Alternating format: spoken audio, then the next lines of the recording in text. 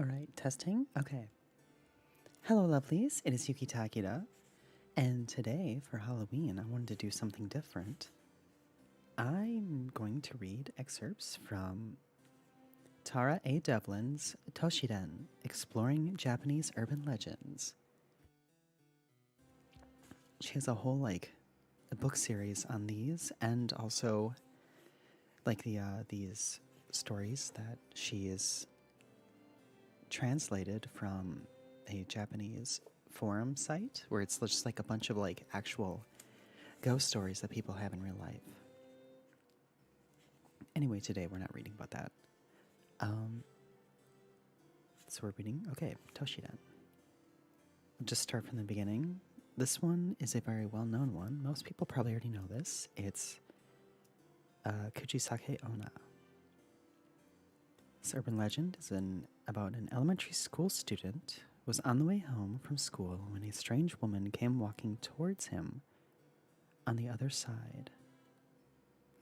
Despite the fact that it was summer, the woman was wearing a long red coat, and her mouth was covered with a large surgical mask. Then, as she passed the student, she asked him something. "Am I pretty?" Although she was wearing a mask, the woman appeared to be quite young and beautiful, so the student answered, "Yes, you are." The woman then removed her mask. "How about now?" she screamed. The mask was hiding the woman's mouth, slit from ear to ear. She removed a sickle from beneath her coat and attacked the elementary school student. The boy, terrified, tried to run, but the woman was too fast, catching him with incredible speed. Then she stuck the sickle in his mouth and ripped it from ear to ear.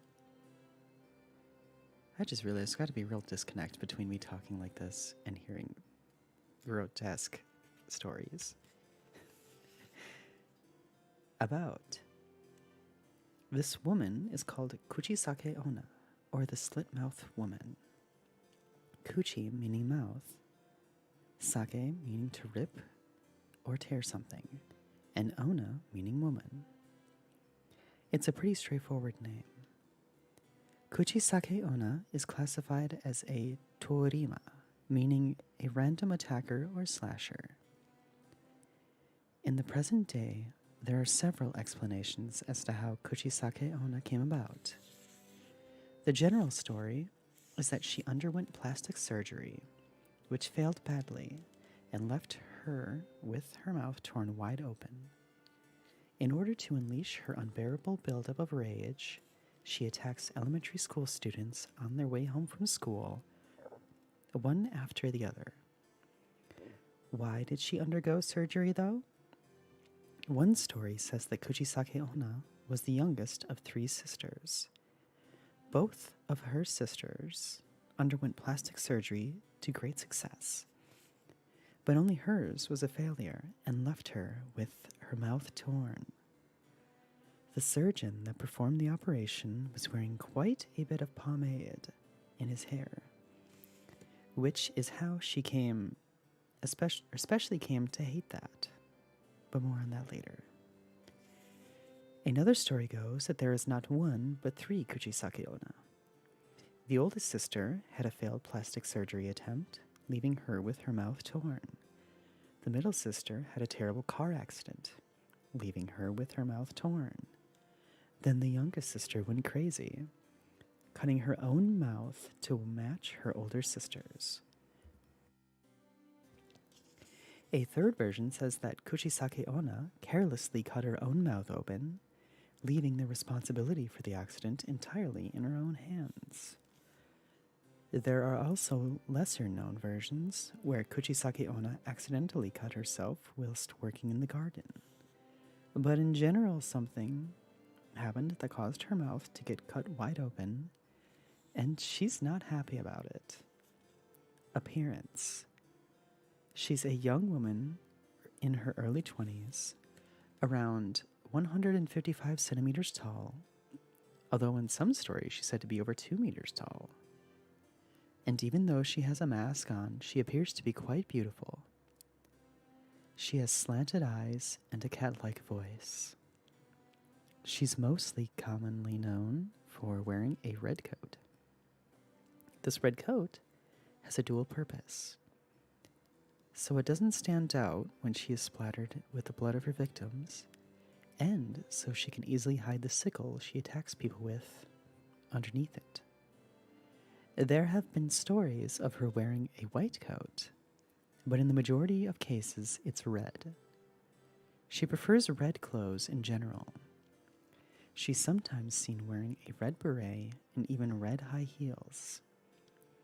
Anything to make the blood of her victims stand out less. Over time, she's developed some local variations. However, in Edogawa Ward in Tokyo, it's said that she has a red umbrella, which she uses to fly. Like Mary Poppins, apparently. In Tamagawa, in Tokyo, she's said to have a slovenly, dirty appearance.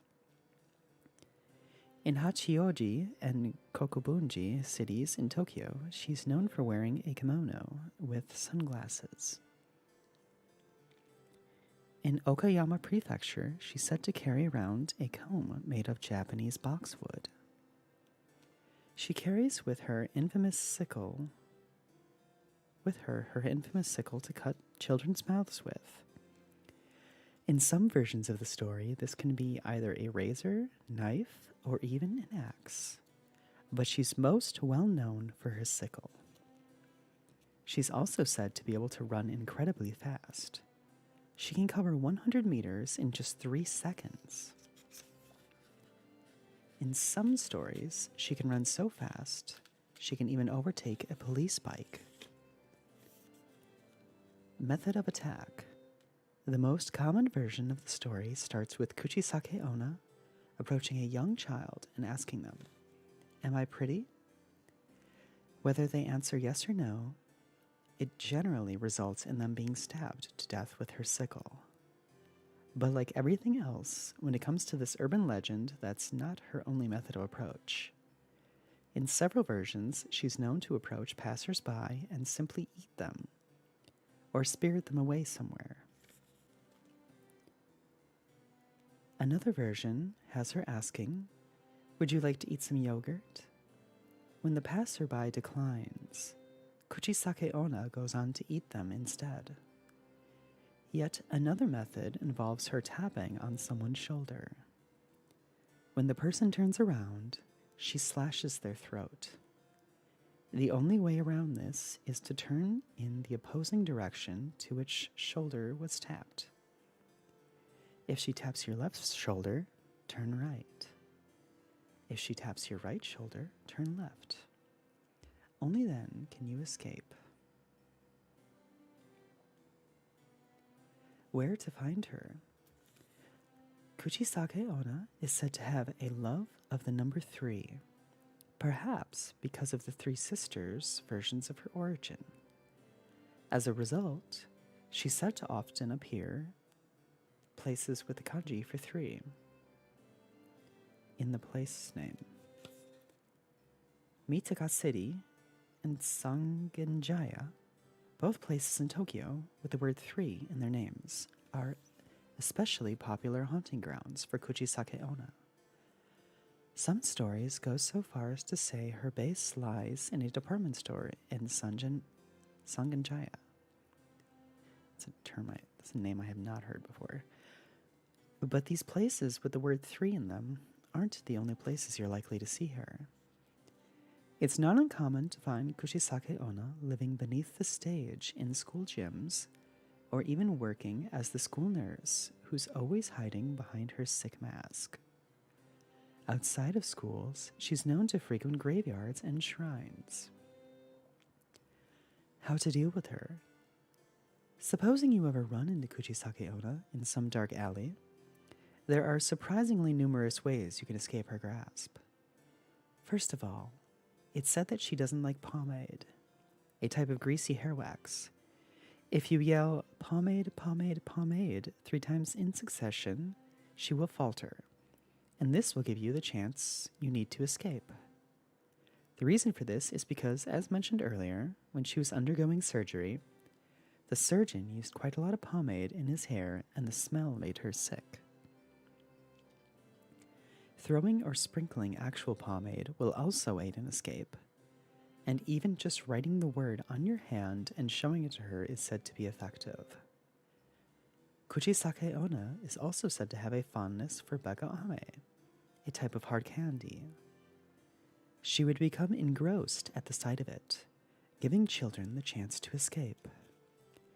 Children often carried beko ame around when Kuchisake Onna mania was at its highest, so this was considered a useful way to escape her clutches.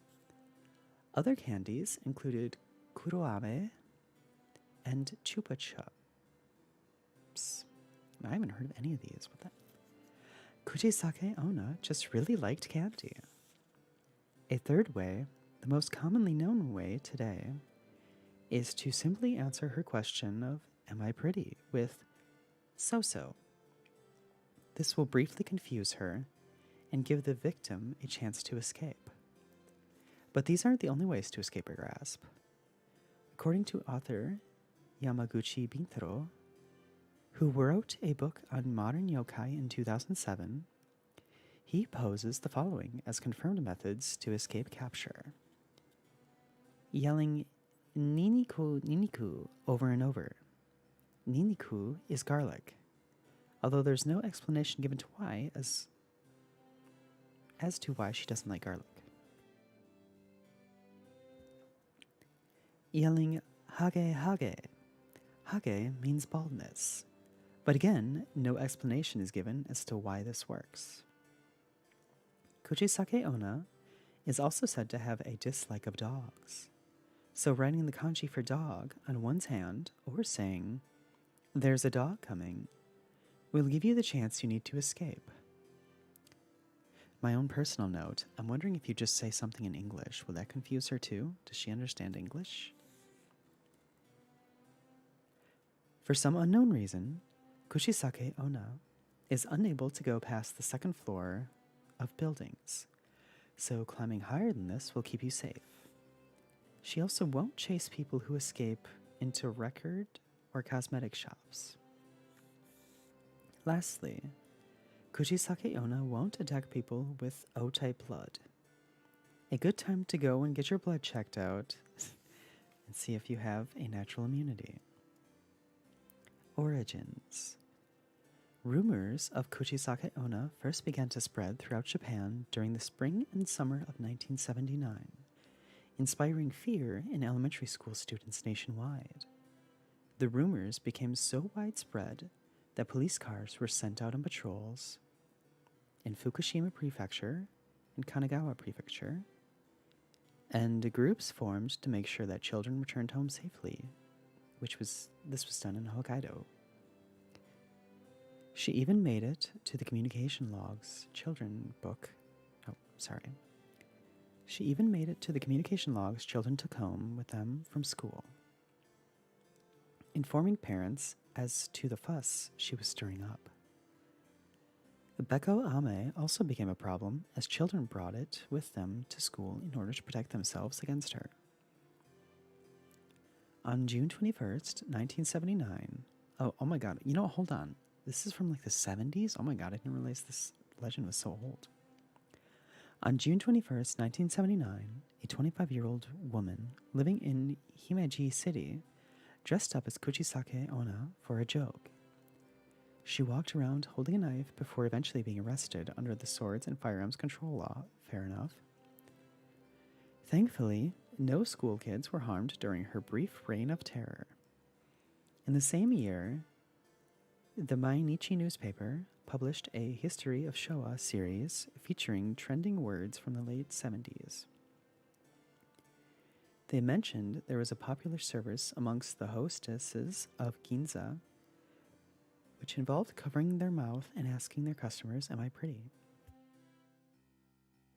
Of course, the correct answer was to either say beko ame or pomade. Those two things Kuchisake Onna dislikes. But there's no record of any customers facing the sickle if they got the answer wrong. Oh, could you imagine?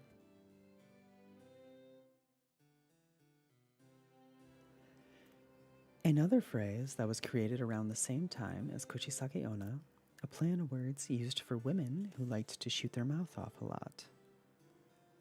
In this case, the saki means to go first or ahead of someone. Oh. Is that the difference? It's kuchisaki instead of kuchisake? Oh, it is. Okay. So kuchisaki ends with an I instead of an E.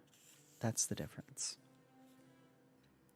By August of the same year, the beginning of the summer holidays, the rumors that had been taking over the country calmed down. This is possibly because word of mouth ceased with children no longer at school to discuss the woman terrorizing their streets. It's not too difficult to see how word of this terrifying Kuchisake Onna could spread among the children so easily, considering the fear she inspired in them.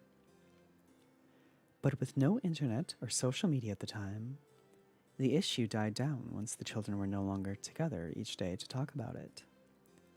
Enter the 90s, with news of plastic surgery and medical errors on the rise in the media. People once again, because to speak of Kuchisake Onna.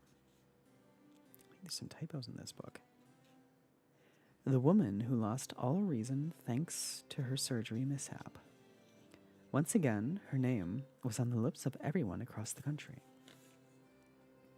It's said that the story of Kuchisake Onna actually originated in Gifu Prefecture around the start of December in 1978, although some claim it was Aichi Prefecture. The first time she was mentioned by the press was in the Gifu Hinichi newspaper on January 26, 1979. At the time, comparatively wealthy families were able to send their children to night cram school in order to secure their future. Yet children from poorer families were supposedly told stories of Kuchisake Onna in order to make them give up their dreams of attending such expensive cram schools. If you walk outside at night, Kuchisake Onna will attack you, the parents told their children, trying to frighten them. As a result, however, the children became so frightened that the story spread to other parts of the country and cemented itself as an urban legend. She appeared on a local TV program in Osaka in the late 70s called The Young Town, a talk show where various people discussed sightings of her, which helped her legend spread even further. In July 2012, an empty store in Yanagase shopping district in Gifu City opened as a limited-time haunted house featuring Kuchisake Onna. Using the setting of the Showa period, visitors chased Kuchisake Onna throughout the mansion as she abducted a little boy. The event was so popular that it received a lot of attention from around the country and even sparked a revival in the town. People praised their smart usage of the urban legend that was born in their home prefecture. Some people have traced Kuchisake Onna's origins back even further, however. Oh, hello, Zetras. Thank you for joining us. Some people have traced Kuchisake Onna's origins back even further, however. In his book, Himitsu Heya Aka, author Seiyuroin Ryusui speculates that the actual basis for Kuchisake Onna comes from a real woman named Otsuya, who lived in Shika Prefecture during the Meiji era. Rumors abounded that she walked around late at night holding a straw doll in hand and carrying a carrot in her mouth, making it look torn to those who glimpsed her in the darkness. A long period of time passed, allowing the rumors to simmer and incubate, and they returned in Gifu Prefecture in 1978 as Kuchisake Onna. There were also rumors of a Kuchisake Onna in the Edo period. There was a story of a kitsune, in the Edo area that would turn into the slit-mouthed woman. The story is as follows. There was a young man of 20 called Kosuke who worked at a shop called Daiko Kuya in Motogi. Oh my god, I don't actually know these words. Motogikucho, Edo. I thought I could handle these Japanese names. I can't. Model's freaking out. Yeah, I think you're right. I'm going to assume you mean the facial expressions. Let's just turn those off. So I actually got a iPhone. So I'm trying to get that to work. And I can't seem to get it to work. Like, the whole point of me buying the iPhone was so that I could do proper face tracking. And it's not working. So I gave up for tonight. I'll get that figured out eventually. Anyway, hello, Wolf Mother. Yes, Uncle Flago. We're reading horror stories. Well, urban legends specifically. You get, like, just reading about them. Let's see now. So the Edo period version of Kuchisake Onna is as follows. There was a young woman of 20 called Kosuke who worked at a shop called Daikokuya. Oh yeah, I read this. Otogikucho, Edo. Being a fresh new employee, he was asked by his boss to run an errand. Oh my god. You won't believe this name. Okay.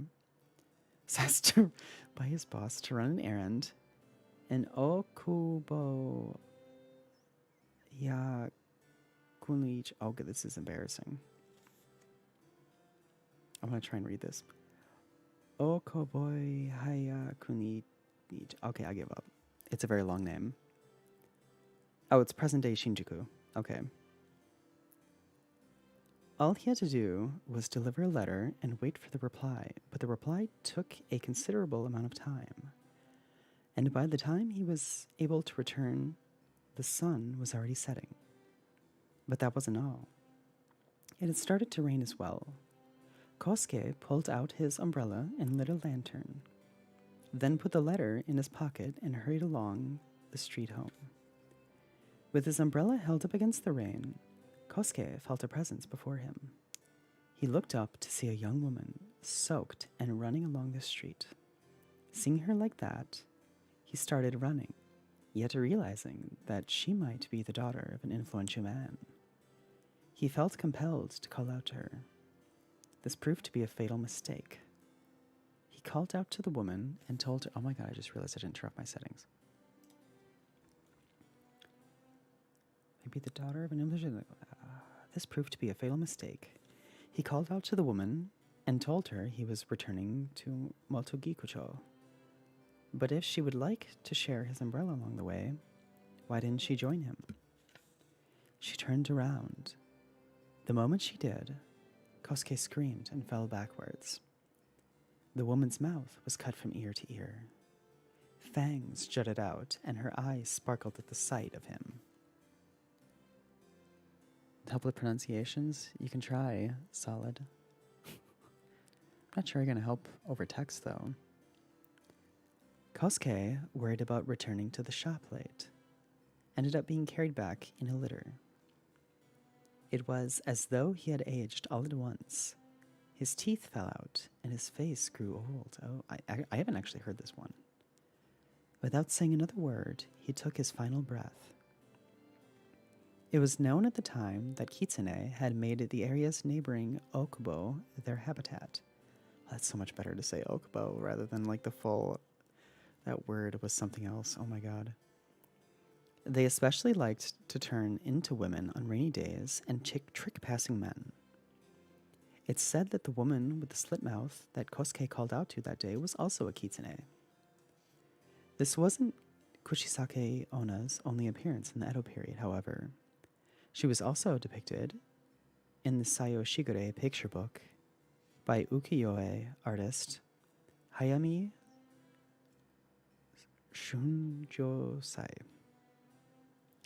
A courtesan is pulled aside by a man whilst walking down the street in the red light district. When the lady turns around, her mouth is cut from ear to ear. The man passes out and promises to never return to the red light district again. That's an interesting one. Okay, 2 seconds. Take a drink here.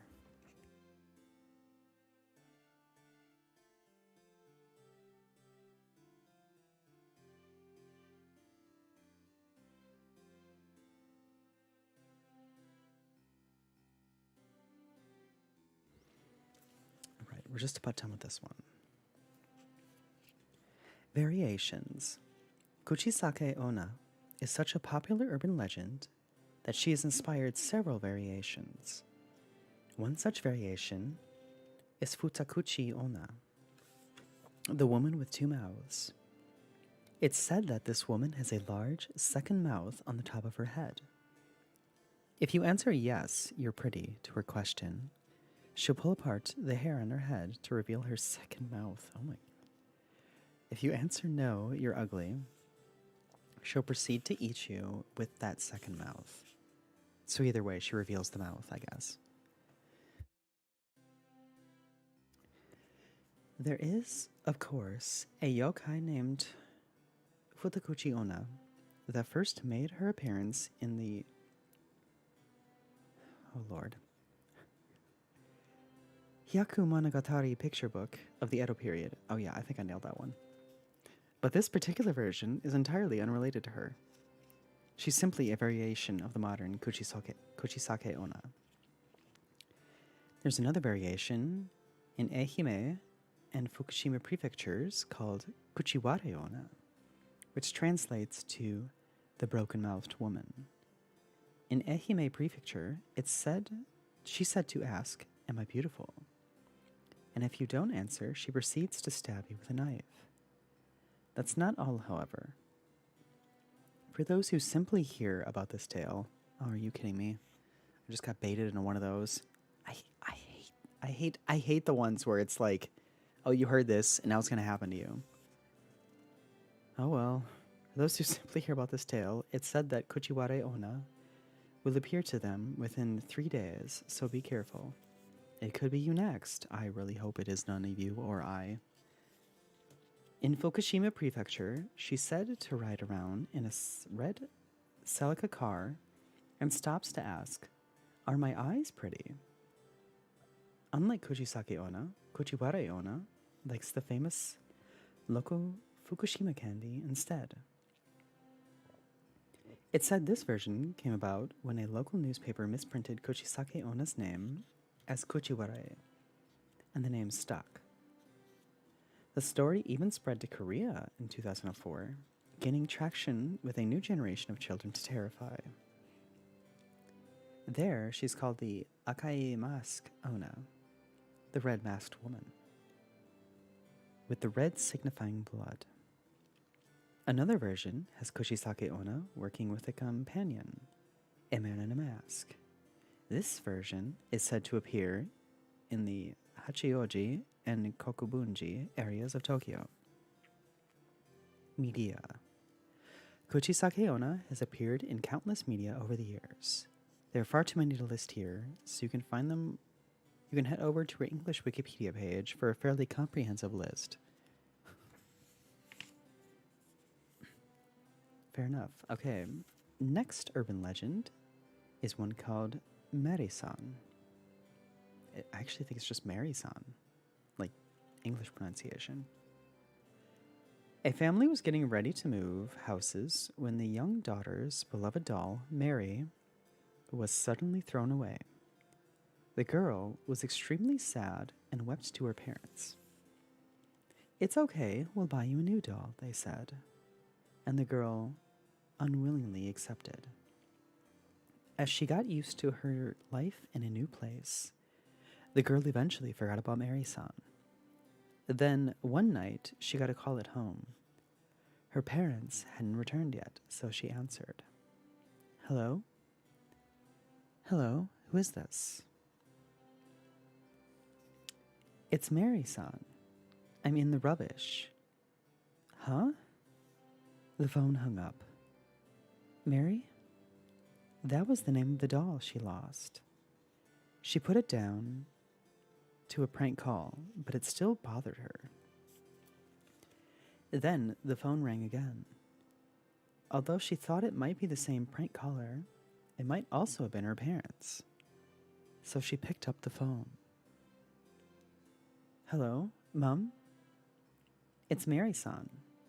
I'm at OO station now. The phone hung up again. That station, it was near her house. For a prank call, something sure was strange. The girl began to think. Then the phone rang again. It's gotta be Mary-san again, the girl thought. But she convinced herself it might be her mother and picked up the receiver. Hello, Mum? Is that you? Come home, quick. This is Mary-san. I'm in front of OO. The phone hung up. I haven't heard this one. It was actually, interesting to me. OO was the shop near the girl's house. It was then the girl realized that the perpetrator of the prank calls was gradually getting closer. An indescribable fear began to gnaw away at her. I'm in danger, she thought. She picked up the phone to call her mother's cell, but at the same time the phone rang, causing her to answer it accidentally. Yes? This is Mary-san. I'm in front of your house now, Oo-chan. The phone hung up. The girl trembled with fear. Not only did the person on the other end of the line know her name, they were standing in front of her house. She pulled the phone line out of the wall and peered outside. There was nobody there. There was just a dim light cast over the road from the streetlights. Unable to stand it any longer, the girl checked the front door was locked and then went to run upstairs to lock herself in her room. But then the phone rang. The same phone she'd pulled out of the wall. Are you kidding me? There was no way it could ring. No idea what was going on, and her fear and anger laid bare. The girl picked up the phone. Who is this? Stop calling right now. This is Mary-san. I'm right behind you now. Oh, that's the end of it. Oh, that's the end of it? Oh, I was so hooked. Okay, I mean, it's not the end, but that's the end of the little story or whatever. About Mary-san, or Mary-san, like M-E-R-R-Y, is a popular Japanese urban legend that ends with the line, I'm right behind you now. This, along with the building dread of Mary-san getting closer and closer, made it extremely popular, as it's left to the imagination what happened after the ending. This also led to several variations of the story, however, where people tried to fill in the gaps. Some of these variations include the girl being murdered once she turns around, the girl getting stabbed, although her death is left up in the air. The setting changed to an apartment building where the calls get closer to her floor each time. A taxi driver of a hit and run receives calls from the person he hit, someone named Mary. The caller is a Rika-chan doll and not Mary-san. If you don't tell 5 people of the story after hearing it, Mary-san will call you next. Composition of any of the above. My avatar. There are also several comical variations of the ending where Mary-san didn't quite get her way. The girl ignores the fact that Mary-san is behind her, and witnesses can see the doll following her, half crying. The girl lives on the 147th floor of a skyscraper. Rather than taking the elevator, Mary-san takes the stairs, stopping to call and catch her breath on each floor. By the time she reaches the 147th floor, she passes out. Another one, Mary-san accidentally goes right past the girl. A few years later, she gets a call from Mary saying she's in Russia now. Wait, what? Another one, Mary-san is unable to open the door, so calls once again to plead for the girl to open it. Being an automated lock system, however, she's unable to. Another one. In the case of someone getting on the train right as Mary-san calls, she's left behind on the platform, chasing after the train and shouting, "I'll find you no matter what," like an old-fashioned romance tale.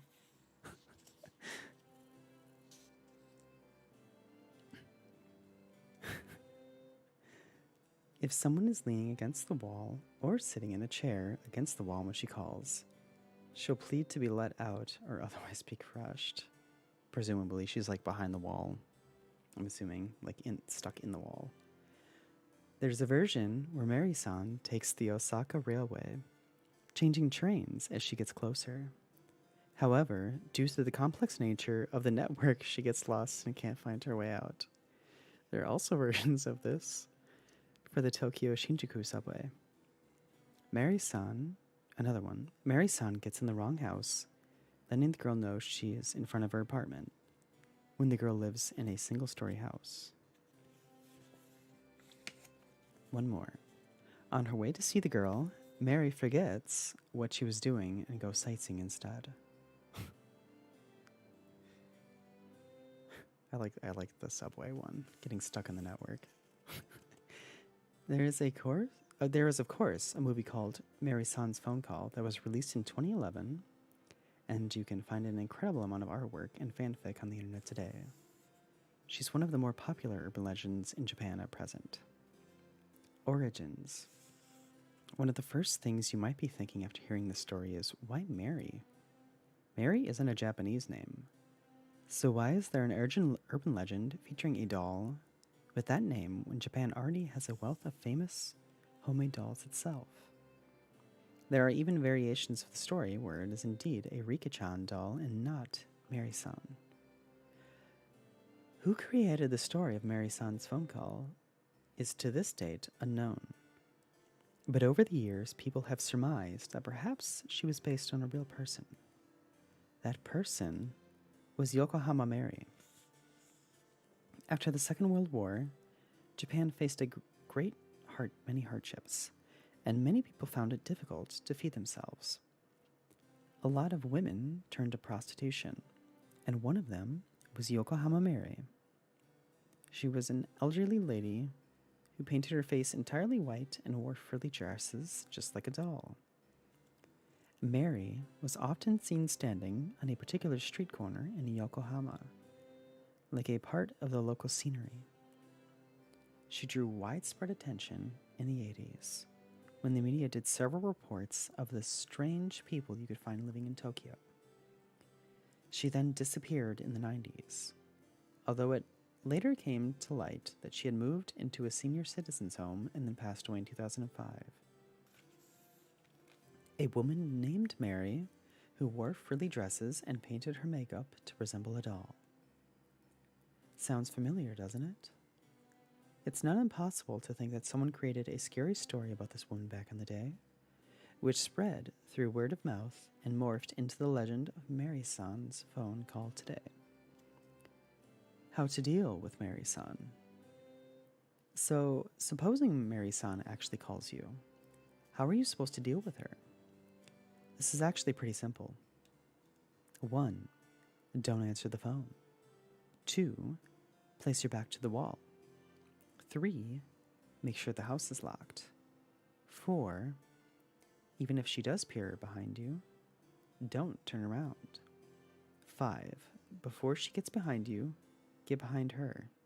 Okay, that last one sounds tricky. The Mary-san legend is very similar to two more legends that we'll look at in a moment. Satoru-kun and Kaijin Answer. What's next?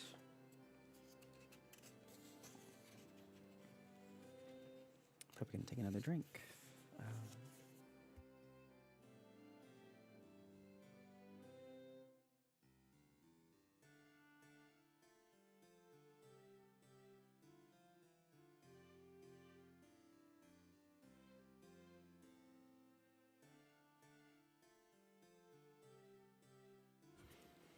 Okay, the next one is Kaijin Answer. Everyone, have you ever heard of Kaijin Answer? Kaijin Answer is a yokai who will answer whatever question you ask, and you can easily summon him via your cell phone. First, you need 10 people to form a circle. Then, the first person needs to call the second person on their phone. Then the second person on the third on the fourth, and so on. Repeat until the 10th person calls the first. Because everyone should be calling the person next to them at the same time, all phones should be busy. Can you even chain phones like that? The phones will instead be put through to Kaijin Answer, and he will answer any question you have for him. He will answer 9 questions from the 10, no matter what is asked, but in return, he will ask one incredibly difficult and near impossible to answer question. For example, what day will be September 1st, 12/8/25? Supposing you cannot answer or give the wrong answer, a hand will appear from your phone screen to steal away a piece of your body. For you see, Kaijin Answer was born deformed as only a head. By collecting body parts in this way, we can perhaps assume that he is attempting to become a complete human.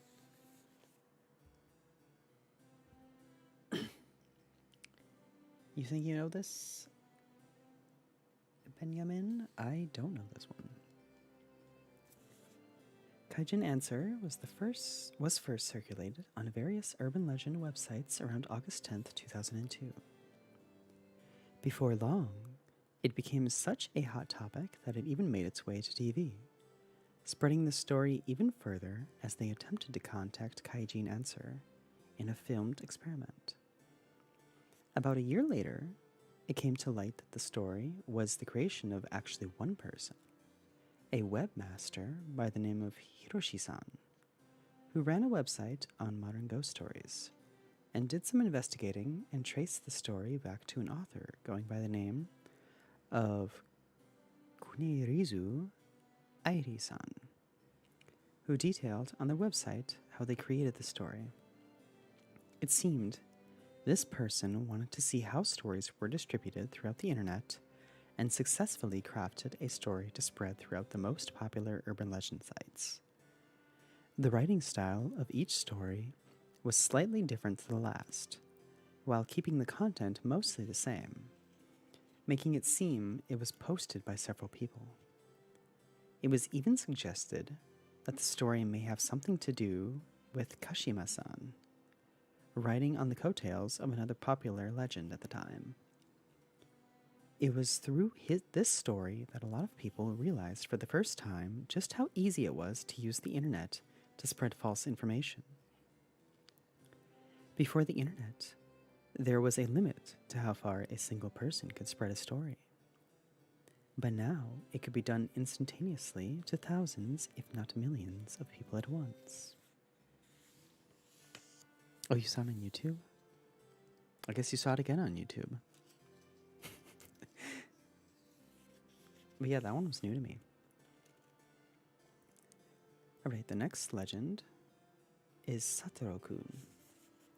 Supposing there was a way to find out anything you wanted, would you try it? Just by using the public phone, Satoru-kun will answer any question you have. It's so simple that anyone can do it, so you should definitely give it a try.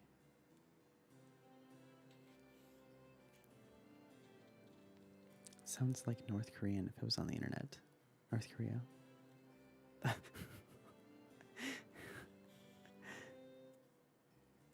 You'll need 3. Okay. Satoru-kun, answer any question. You'll need 3 things: a 10 yen coin, a cell phone, and a public phone. The 10 yen coin is for the public phone. A telephone card or different coin is no good. It must be a 10 yen coin and nothing else. First, Find a public phone and put it in the 10 yen coin. Call your own cell from it. Then, once you get through, turn towards the receiver and say the following. Satoru-kun, Satoru-kun, please come.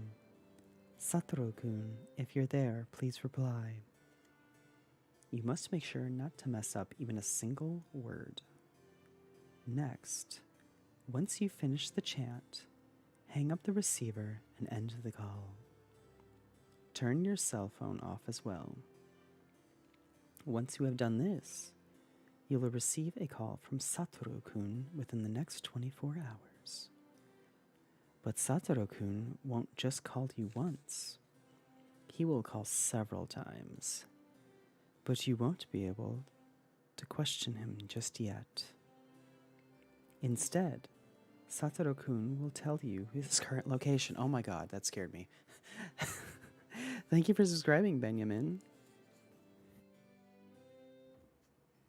For the record, this isn't a thing I regularly do, but I'm glad you're enjoying it.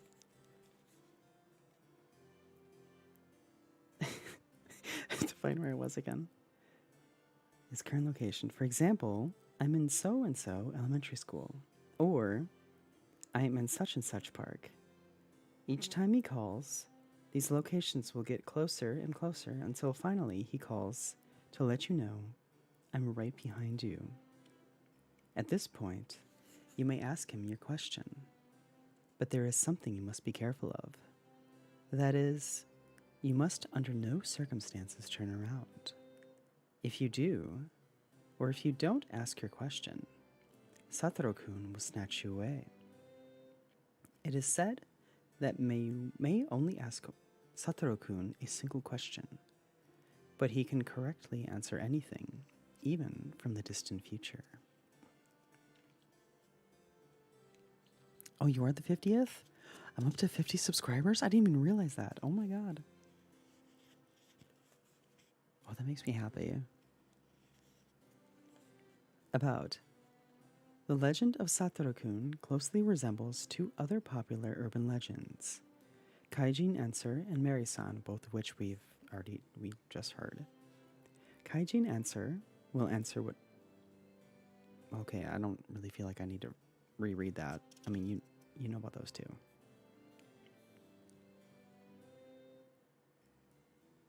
I'm just reading out here.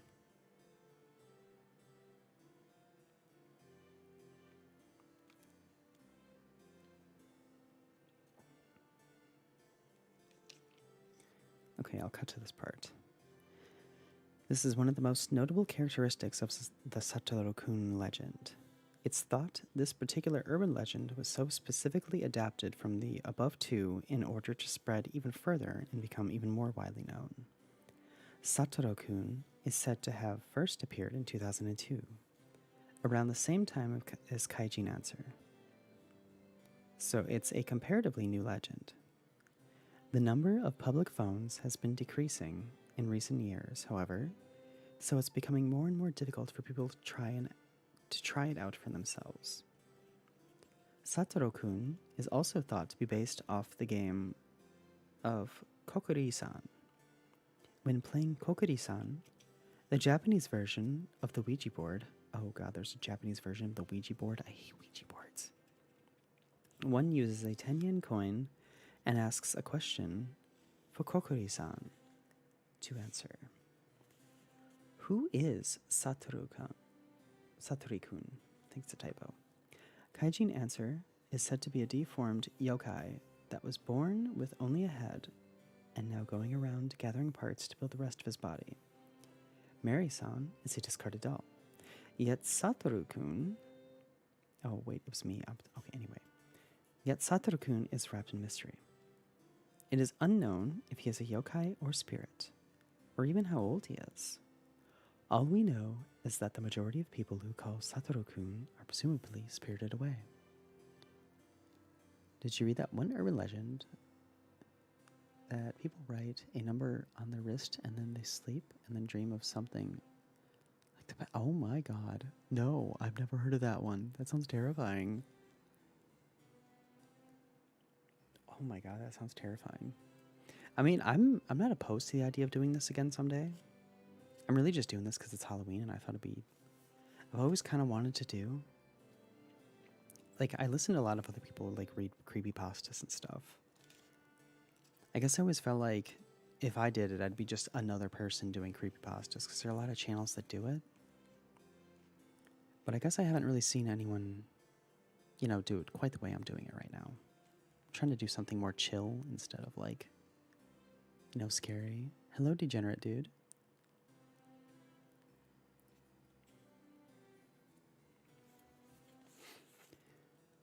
All right, where am I now?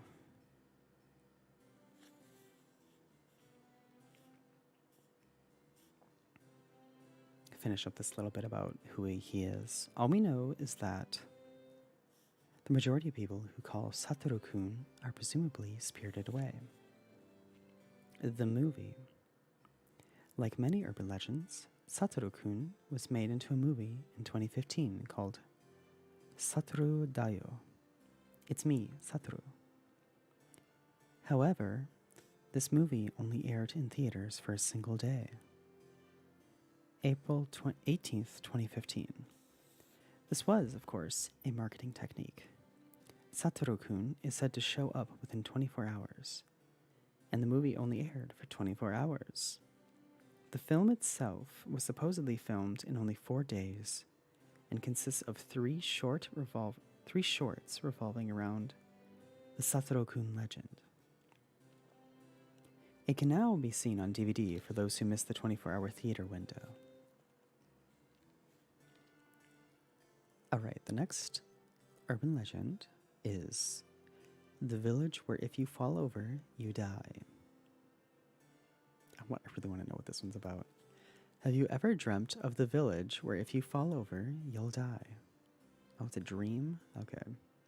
It's said to be a communal dream, and most people would dream of it at least once during their lifetime. In most cases, people will wake up without remembering they dreamt of it. But there is a lot of shared evidence for the dream of this village. The setting is a small farming village located in a gorge, painted with the color of sunset. The area is littered with blue corpses. Before long, some young girls dressed in kimonos approach and explain the situation. This is the village where if you fall over, you'll die. As soon as she's done explaining, one of the girls trips over a dead body and falls. The others scream as the young girl's body turns blue and dies. What happens after that depends on the individual. People have given varying claims. Some run away from the girls. Others are given stilts by the girls. For some, nothing happens, and they just wake up. But perhaps the strangest thing is that above all, there is no testimony from those who have fallen over in the dream. Oh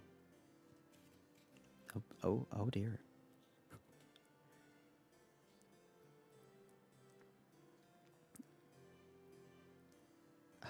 Cowhead. Yeah, Cowhead's in here. I don't know if I'm going to read it because I'm just superstitious enough to be like these ones where like you hear it and it happens. I don't know. I don't know that I don't want to mess with that. They also have the one in here. I don't think I'm going to even get to it before I end the stream.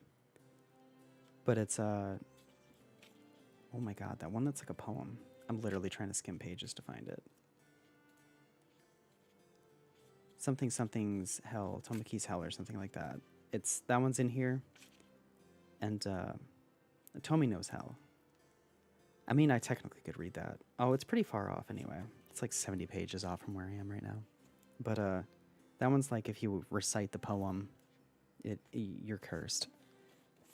And I don't know if reciting it in English counts. I mean, you can read it. You can read it, and hypothetically, you're okay. It's just reciting it out loud is the problem. Anyway. origins of the village where if you fall over, you die. Does this story sound familiar? Perhaps you've had this dream before, and you were lucky enough to not fall over. But there's a good reason for those in Japan to find that this dream sounds oddly familiar. There's an old legend called Sanin Toge, 3 years rich, wherein if you fall over in the village, you only have 3 or more years left to live. When an old man trips and falls over, his wife suggests they do it again and again, and by doing so, extending the 3 years to 6, and then to 9, and so on. How does that work? Soon, all the villagers are falling over themselves trying to extend their lives. That sounds kind of comical, actually. It's likely that this village, where if you fall over you die, has taken this legend as its basis. I also heard an urban legend about a Yoshe? Haven't heard that one either. 2 seconds.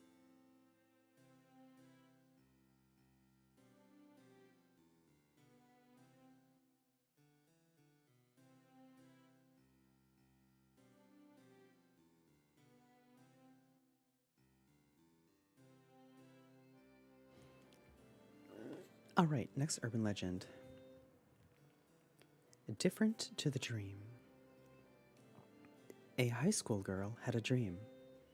In the dream, she was on her way home from school when a strange man jumped out from behind a telegraph pole and recklessly started stabbing. Why did that make me chuckle? I don't know why. It was so vivid that when she woke up, she clearly remembered it. And even after she went to school, she couldn't forget it. Okay, that sucks. Then, on her way home, the girl approached the telegraph pole and the man attacked her from behind. And the man that attacked her from... Yeah, okay, the guy from the dream. Something doesn't feel right. Overcome with a sense of unease, the girl turned back and called her mother to come and pick her up. She went to the convenience store to read a few magazines while she waited, but feeling someone's gaze on her, she looked up. Standing in front of her, on the other side of the window, was the man from her dream the night before. He looked at her through the glass, grinning, and then whispered, Now, you shouldn't have acted differently to your dream. Oh, screw that.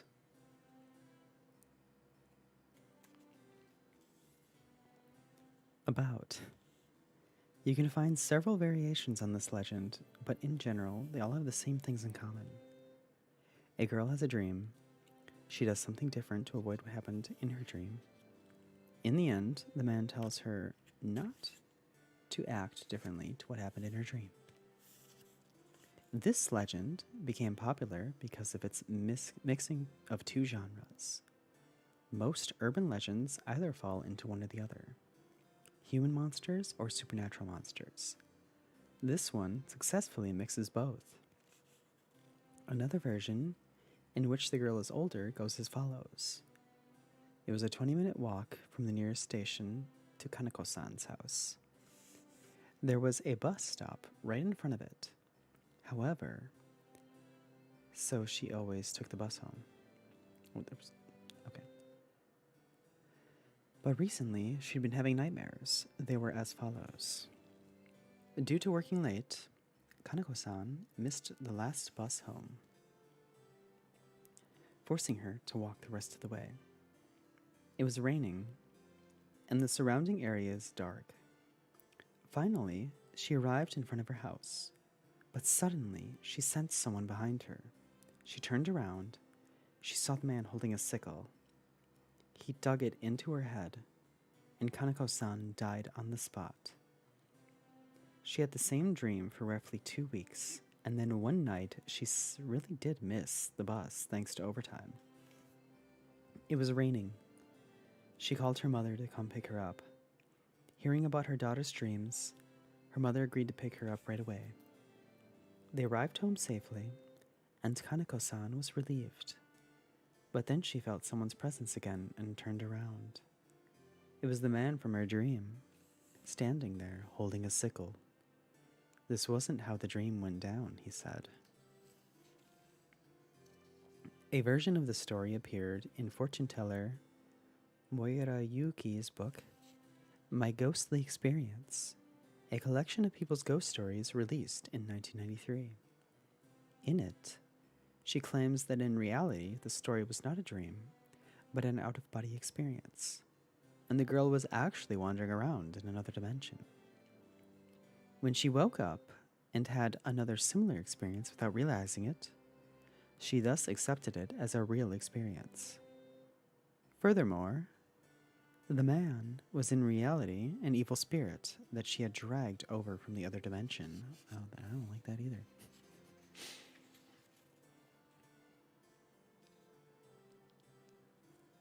Whole name is Yoshie.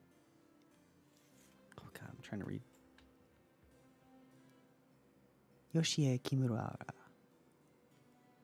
His face is white and like ashy. The legend is in the forest. Okay. I can look into that one. Oh, I gotta reset my avatar now. There we go.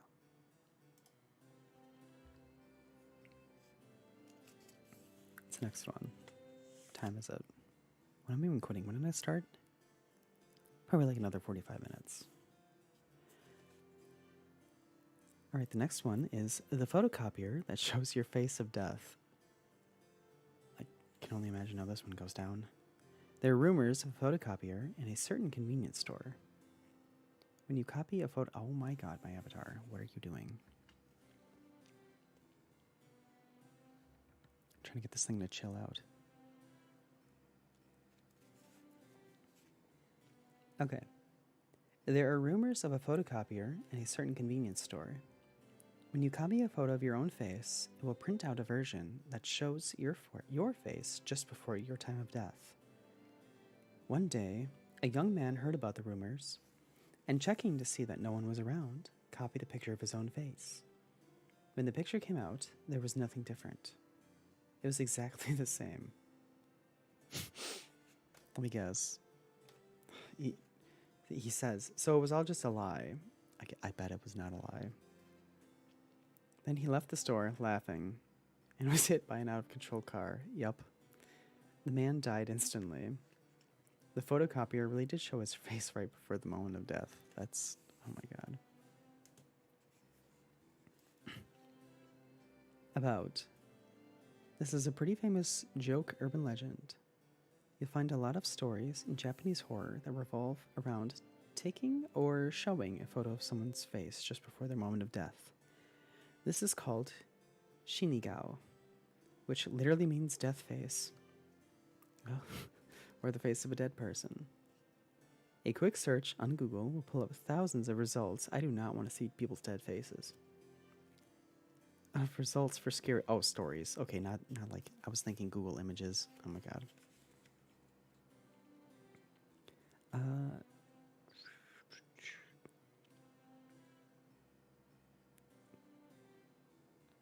I lost my spot. Thousands of results for scary stories revolving around Shinigao, so it's not surprising there would be an urban legend or two as well. This popular urban legend is said to have reached the public consciousness in a comic released in June 2011 called Gya Kaiden and Toshiden Tetsu, a collection of horror and urban legends. That second one sounds familiar. Toshiden Densetsu.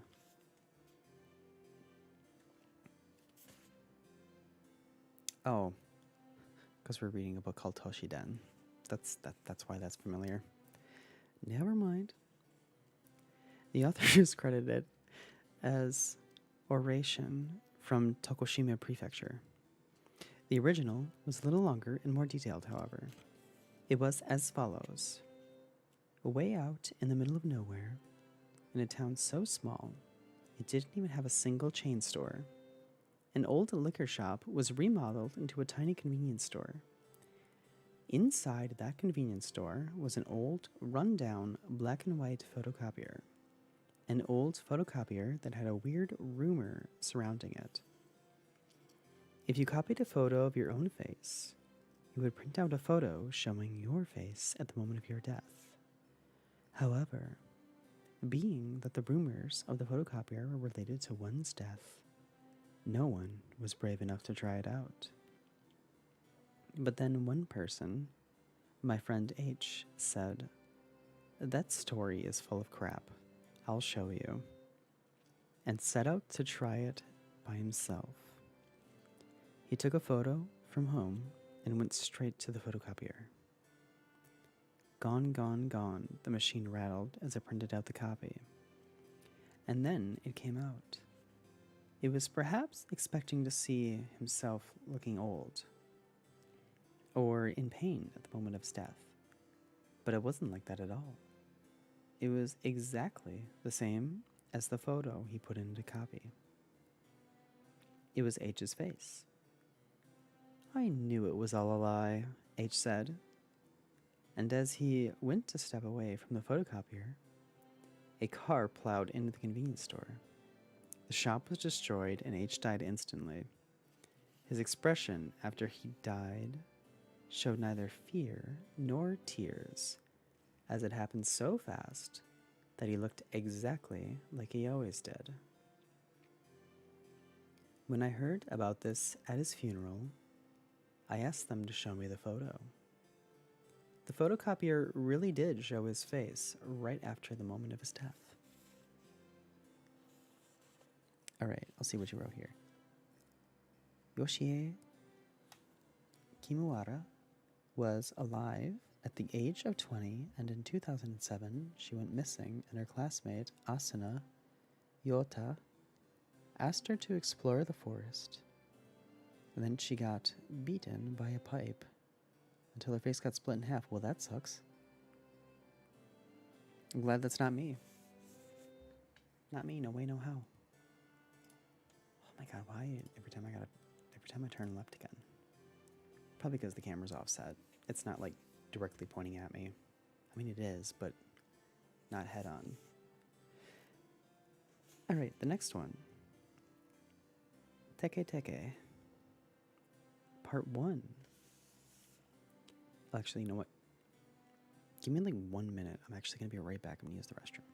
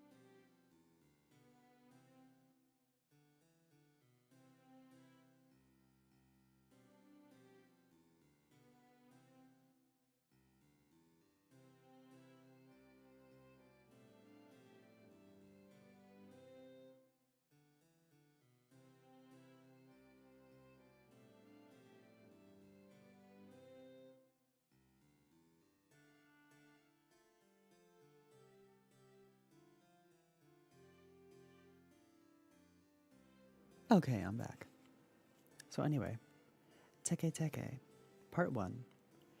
This happened one cold winter morning in Hokkaido. where a heartbreaking incident occurred in a certain railway crossing. Police and forensic investigators arrived at the scene, having received a report that a female high school student had just been hit by a train at the crossing. It was thought she died instantly, so no ambulance was called. The police and forensic investigators began gathering the pieces of her body right away. Her ankles, her hips, her thighs, her shins, then the upper half of her body. It really did appear to be an instantaneous death. But as the forensic investigator was putting the body into the car, he heard a voice. Help. He looked in the direction of the voice and was shocked. The upper half of the female high school student's body that he'd just put in the car was talking to him. It was thought the girl died instantly, but in the freezing chill of Hokkaido, the girl's wounds froze over the instant she was hit, and so the upper torso was able to talk. Help me. Her voice started to get weaker and weaker, and no matter what they did, there was nothing they could do to help her like this anyway. Thinking that there was nothing he could do to help her, the forensic investigator quietly placed the vinyl sheet over the girl as she continued to cry for help. Oh my god. Part 2. A male student was walking home from school. He looked up and saw the figure of a woman standing by the telephone pole several meters ahead. Was she waiting for someone? As he got closer, the boy noticed that she was quite beautiful. She looked in his direction and smiled. Against his better judgment, the boy was happy and smiled in return. But in an instant, that smile froze. The woman who snapped out from behind the telephone pole had no lower body. Teke. Using her elbows. Oh no! Using her elbows, the woman ran toward him with incredible speed. It's terrifying.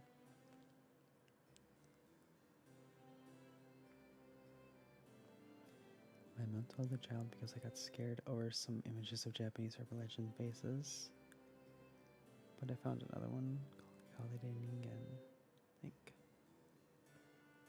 But it's a sea animal and looks like it has human limbs. Oh. Why is that word ningen sounds familiar? Wait, isn't that just the Japanese word for person? Ningen. Well, you wrote Niknen. Oh my god, my avatar. It's been a while since I've streamed.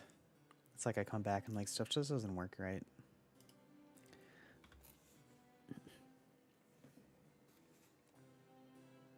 I swear Ningen is just the Japanese word for human, for person. Anyway. About.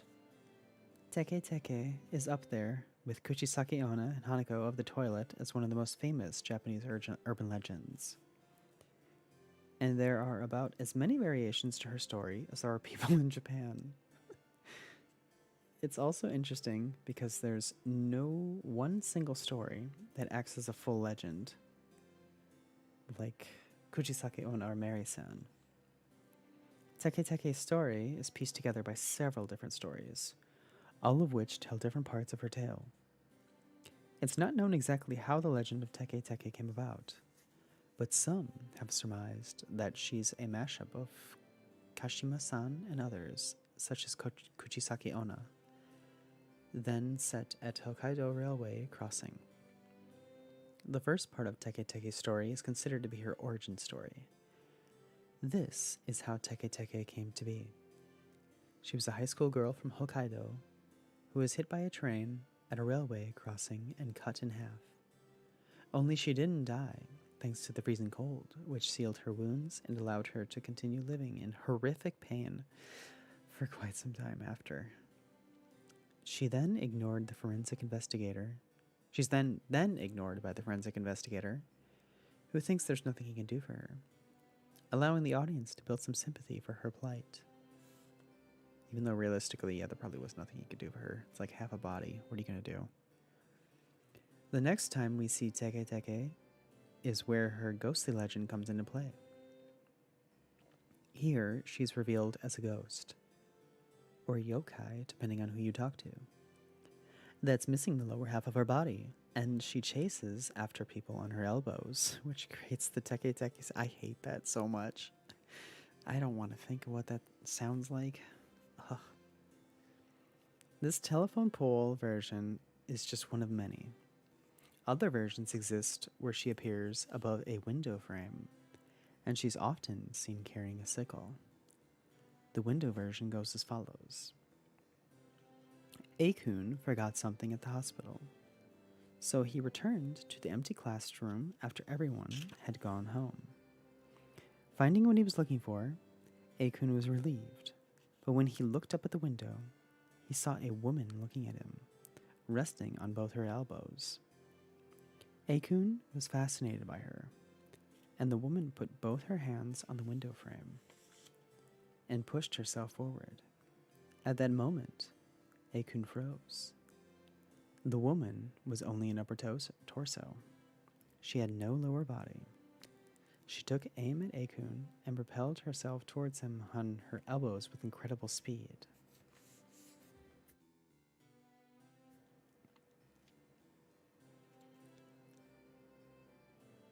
It means human being. They didn't even call me off guard.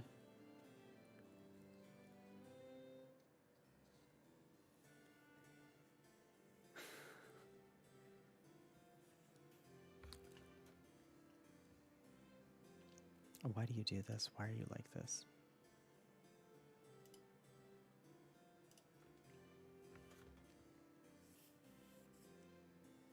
Who is Teke Teke? There are several key points about Teke Teke that generally remain the same across all the different versions of her story. First is that she's a high school student from Hokkaido. Wait, did I say this? I feel like I read this. No, I didn't. No, I'm crazy. Schoolgirl from Hokkaido. Second is that she died at a railway crossing after being hit by a train. Third is that she has no lower body. And lastly, she approaches people with incredible speed on her elbows, which creates the Teke Teke sound of her name. As with many other legends, Teke Teke occasionally appears with slightly different variations, however. Sometimes she's an office lady and not a student. Other times, she's hit by a car and not a train. Sometimes she becomes a ghost, and other times a yokai. There are reportedly even versions where she is a man. What always remains the same, however, is the speed at which she chases after her victims on her elbows. It's said she can reach speeds of up to 100 kilometers an hour. So once she set her eyes on you, there's no escaping her. Teke Teke's mode of attack varies, but she's often known to use a sickle, just like Kuchisake Onna, and just like Kuchisake Onna, cuts her victims to resemble herself. Teke Teke is also known to cut the lower half of her victims' bodies off when she attacks, so they end up just like her. In some versions, it's said that just by hearing Teke Teke's story, that she'll appear to you within 3 days. There doesn't appear to be any way to escape this, but some legends state that you can repel Teke Teke herself just by yelling, "Go to hell." Like many other supernatural urban legends, you can find movies based on the Teke Teke legend, aptly named Teke Teke and Teke Teke 2. Electric Boogaloo. And even mobile games. Why would there be mobile games that feature her? Teke Teke's legend is enduring, and her presence can be felt everywhere. An indie game. Oh. I should probably look into that. since I want to start recording myself playing indie games, specifically indie horror games. I'm going to be the next alpha beta gamer, just you watch.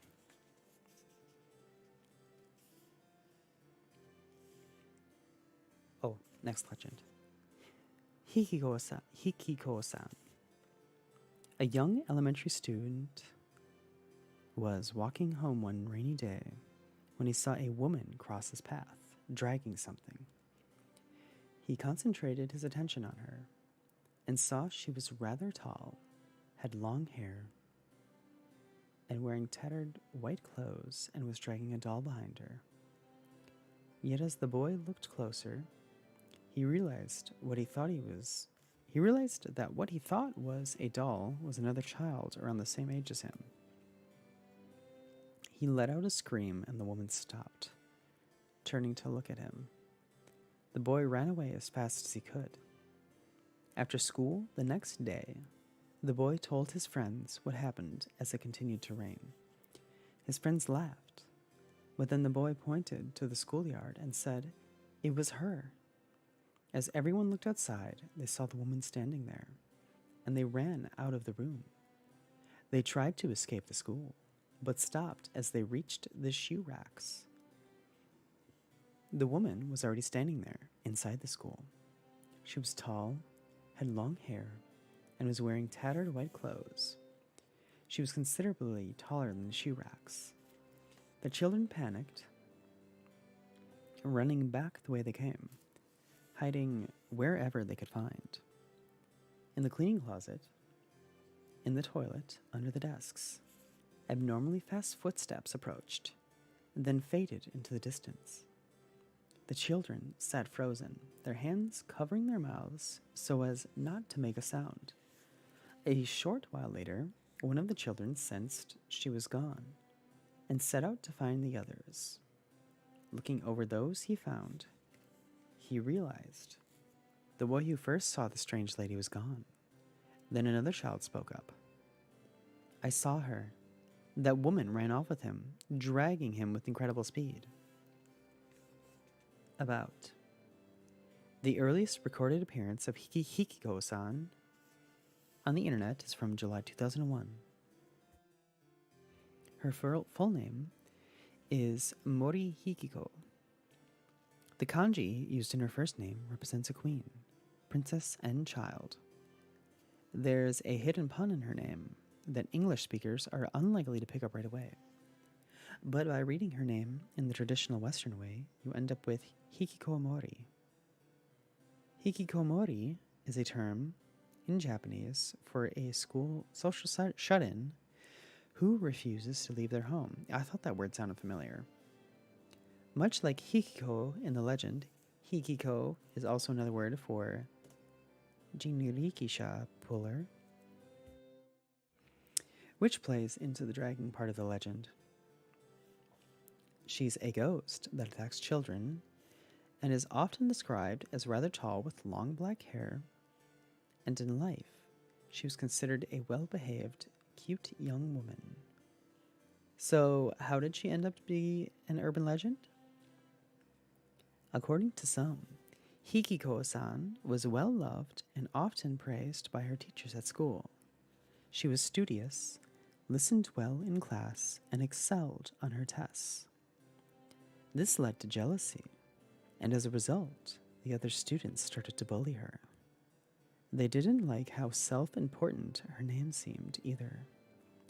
One day, another student tied up her hands and dragged her around the school, chanting, "Beloved Hikiko, I am going to drag you around." True to the student's word, Hikiko was roughly dragged around the school. Her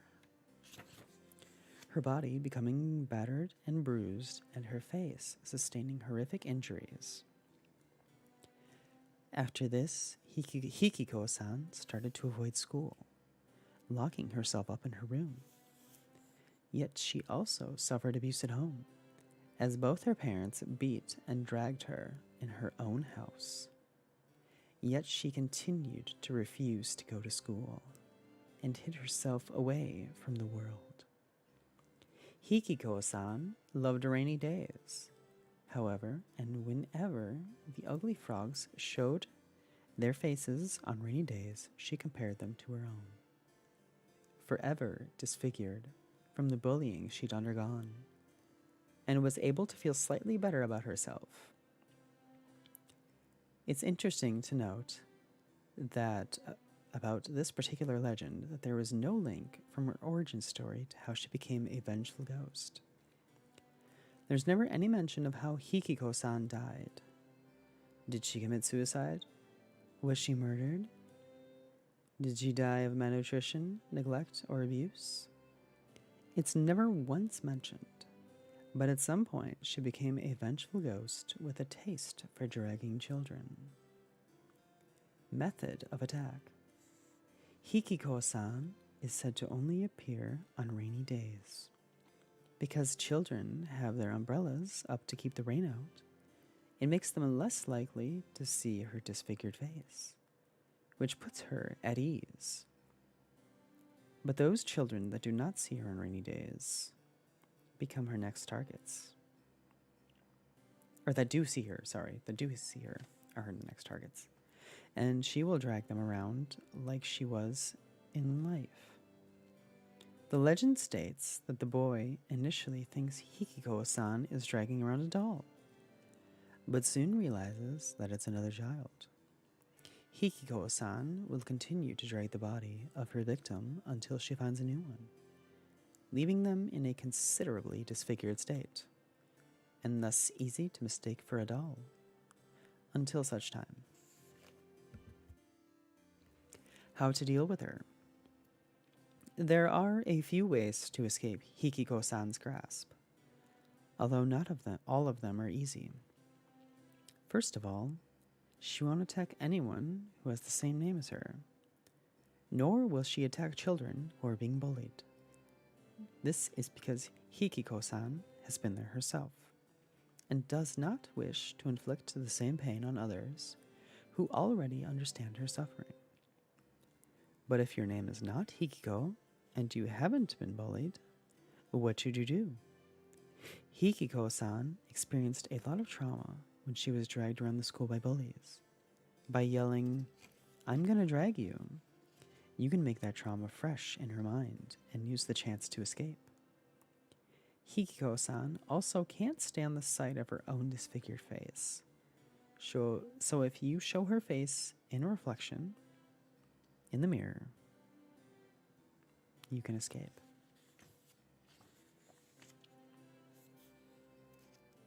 Probably have time for a couple more. At least one more. We'll see. Sugisawa Village. Hidden deep within the mountains of Aomori Prefecture, there exists a village called Sugisawa. One day, a man from the village went crazy. Within a single day, he killed everyone in the village, and then took his own life. Nobody knows why he went crazy, nor why he went on to such a violent crime spree. But the end result of his horrific crime remained the same. Sugisawa village became empty. The events of that day were so cruel that the local government decided to leave the village abandoned, and at the same time denying anything ever took place. Then they erased all trace of the village from the local maps. Luckily, the village was deep in the mountains, so it was easy to cover the events up. But, of course, they couldn't erase the fact that the horrific crime did take place in the first place. There were rumors of thick bloodstains all over the village, and those who approached the village were undoubtedly cursed by the evil spirits that lived there. Furthermore, according to the legend, it's impossible to reach Sugisawa unless you leave the straight path that leads further into the mountains. Then you will find a sign with a warning standing at the entrance. That sign states, "You may enter, but do so at your own risk." You can also find an old red shrine gate at the entrance and a stone shaped like a skull sitting at its feet. About the legend of Sugisawa Village first appeared in the 1990s, although the events mentioned in the legend itself are purported to take place early in the Showa era, which is late 1920s and early 1930s. The story was one of the first and biggest to be spread through the internet in a time when it was just starting to take off. The story became so popular that several media outlets picked up on it, and it was through the TV show Kiseki Taiken Unbelievable in 2000 that it truly reached the masses. The episode set out to find this fabled village and determine whether it actually existed or not. They searched throughout not just Aomori Prefecture, but similar stories all over Japan. But in the end, they never found it. The program then claimed that Sugisawa Village must exist in a space-time warp, able to appear and disappear at will. You could say like a spirit dimension or something, and that would make way more sense to me than a space-time warp. Trying to make it scientific or something. After the program aired, many people set out to find the village themselves, uploading blog entries and later YouTube videos on their findings, many of which you can still watch on the internet today. Despite claims to the contrary, nobody has ever found the real Sugisawa village of legend, and it's unlikely anyone ever will. History. The legend of Sugisawa village began in Aomori, the place the village is supposed to be located. There was a real village called Kosugi. It was a small village in the Oba Takezawa district of Aomori City. This area received its name because of a mountain stream that flows through the cedar forest. Sugi means cedar, and Sawa means marsh or mountain stream. People would say that they were going to the cedar, which sounded a lot like the word Sugisawa in Japanese, and thus it became to be affectionately called that. However, the village was only accessible by foot, and as the years passed, it became abandoned because of depopulation, not a murderous crime spree. So how did the benign village of Sugisawa become the fabled site of such a horrific crime? There was an actual crime in 1938, the same time the Sugisawa legend is supposed to have happened, that took place in the small village of Kamo, close to Suyama in Okayama Prefecture. A man, Mutsuo Toi, 21 at the time, killed 30 people and injured 3 before killing himself. Toi had tuberculosis, and in his suicide note claimed that the villagers treated him cruelly, so he wished to extract revenge. He snuck into people's homes over the course of a single night, and using a shotgun, katana, and axe, killed over half the village's occupants before killing himself at dawn. How are you sneaking with a shotgun? Although Okayama and Aomori are separated by quite a distance, somehow the story of this crime in Okayama was adapted to the abandoned village in Aomori and became the modern-day legend of the Sugisawa village. There exists even more crazy rumors about the truth of Sugisawa. Some claim it's actually a cover-up for a secret government echelon base while others have claimed it's a settlement for old Templar knights. Apparently, you can find Jesus Christ's grave in Aomori Prefecture as well. Who knew? It's kind of surprising coming from a country full of Buddhists. Finding the village. There are several key signs that you have stumbled upon Sugisawa village. There is a sign at the entrance that states, "You must not proceed past this point." There can be no guarantee for your life if you do. There are variations in the exact wording, but in every version, the sign states that if you go past it, you will be in big trouble. There's an old red shrine gate at the entrance to the village, beneath which you'll find a stone shaped like a skull. Upon entering the village, you'll find several abandoned buildings, with bloodstains on the walls. Witnesses' accounts. There are several creepypastas on the internet from people who claim to have visited Sugisawa. The following is a common tale shared amongst friends of friends. One day, two young men and women went for a drive deep in the mountains when they got lost and stumbled upon an old, beat-up shrine gate. Beneath the gate, there were two large stones, one of them shaped like a skull. The young driver saw it and remembered a rumor he had heard long ago. The rumor was that a skull found at the bottom of a shrine gate was a sign of the entrance to Sugisawa. The two men got out of the car. However, the young woman said to them, "I'm scared. Let's get out of here."